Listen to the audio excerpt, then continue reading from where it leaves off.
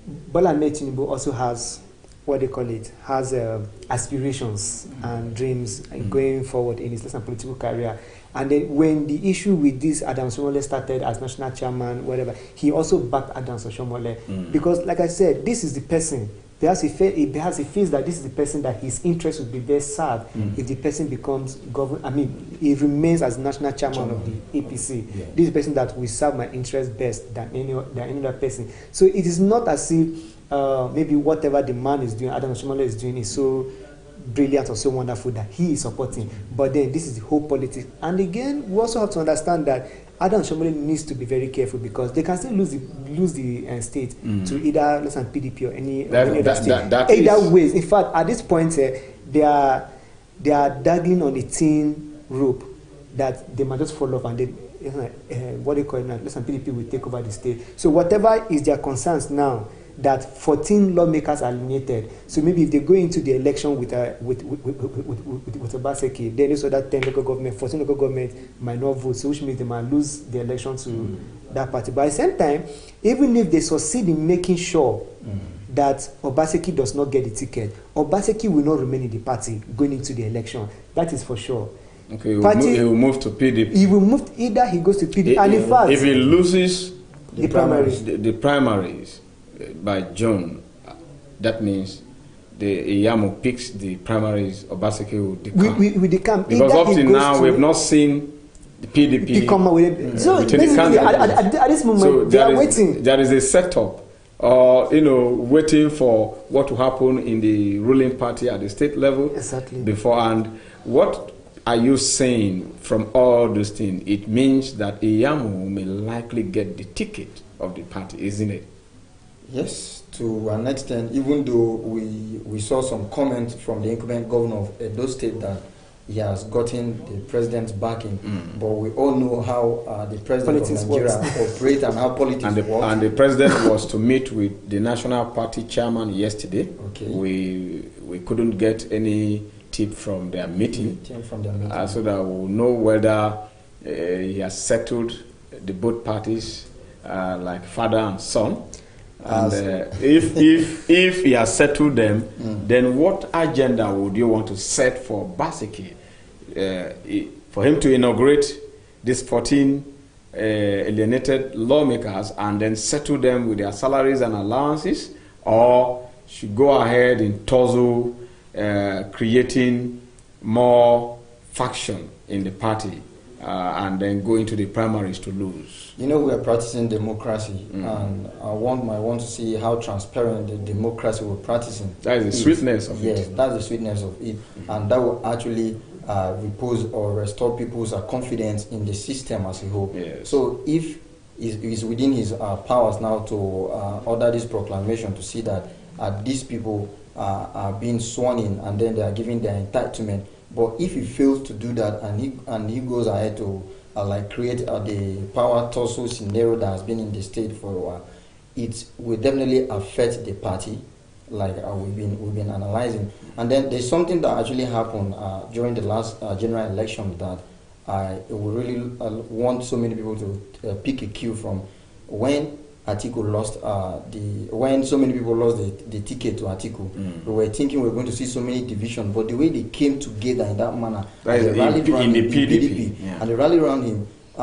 If APC can actually get their acts together like that, it will go a long way in helping them still hold sway to power in Edo State. Else, like Victor said, they could lose the seat to any other party. Anyway, I'll open the phone lines for you to make your contributions on that 7 minutes. If you have anything to say concerning the topic on discussion still on Edo crisis, as PDP, APC echelon in faraway Edo State are urging Obaseki to issue a proclamation, inaugurating, recognizing the 14 alienated lawmakers so that he will have a smooth run.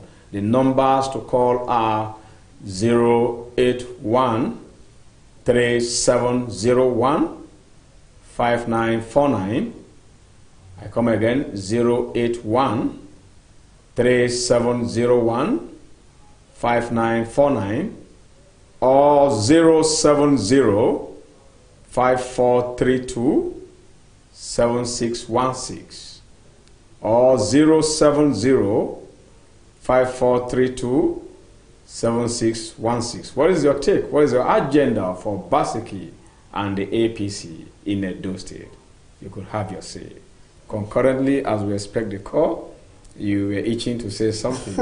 Well, I think he has said a lot of the this stuff already. I just wanted to just bring back. It just caught my attention that maybe I should just let it known that when they want to employ direct primaries, when they really want to employ direct primaries, then it means there is somebody they want to kick out. We've seen a lot of direct primaries happen at in Lagos. If they had used indirect primaries, perhaps Ambode wouldn't have lost that primaries in that kind of scandalous manner.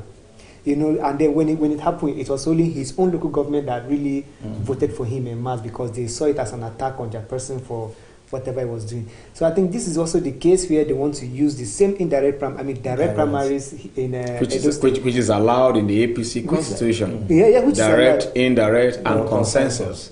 So this one is going to be direct, and Obaseki will have to queue, stand, and before the ballot. At the point, I think that is so. The same way that they are worried that they might lose the election with those other 14 local governments, they also want to use those other 14 local governments to drive away Obaseki. But either way, it's going to be at the detriment of APC. Okay, what about if Obaseki turn around in the spirit of party, in the spirit of party politics, like the man said, and inaugurate them or issue a proclamation welcoming them, paying them off?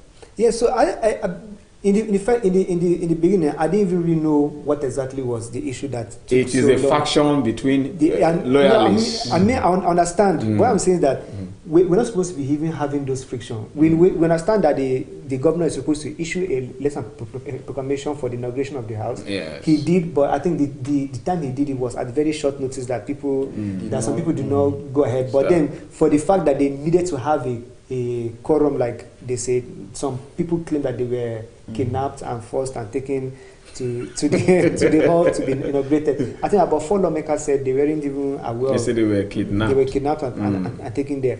But the point remains that both of them, actually, at this point, and the party that has the more to lose is the APC.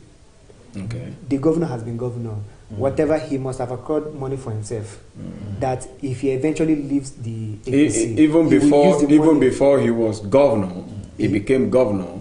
We had the national party chairman, Adams Oshomole, campaigning for him vigorously, vehemently, and saying that he was actually using his money, to build the economic status of Edo State. And also mentioned that he was like the backbone of his administration. And he served as chief of staff to Adams Oshomole. Yes. And once you serve as chief of staff, it means that you are capable of becoming. And he went all the way to the United States of America to bring the guy home, Obaseki.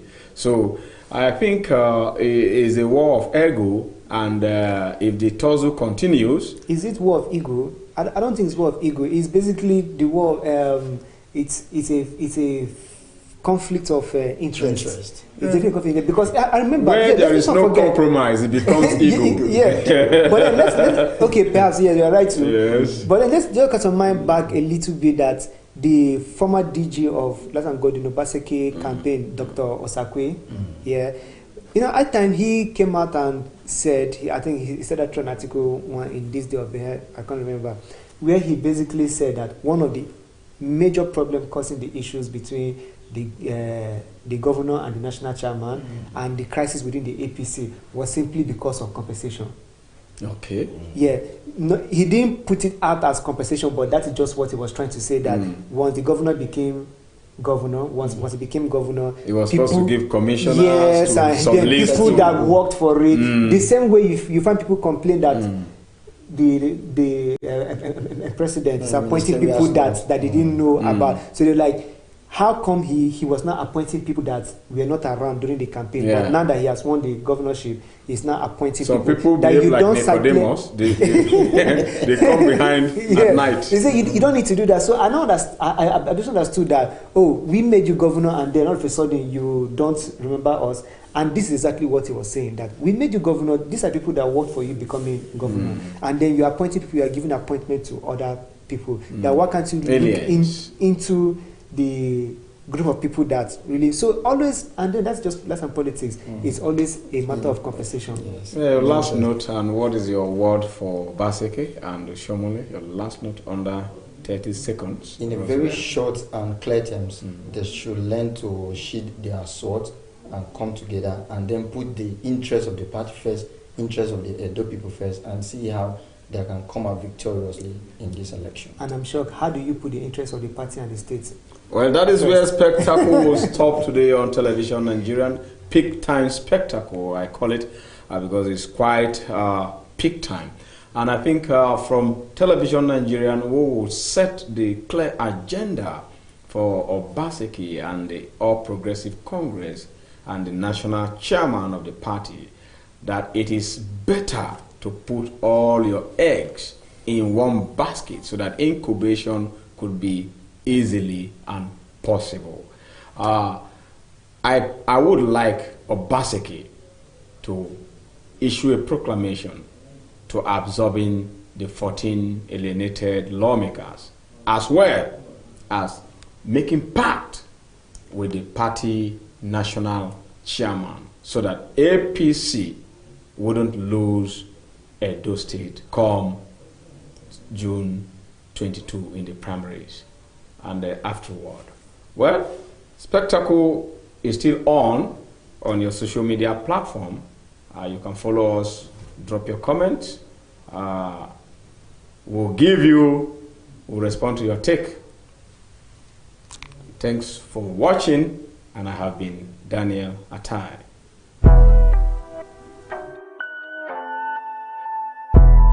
Welcome to Spectacle on Television Nigeria. I am your host, Daniel Atai.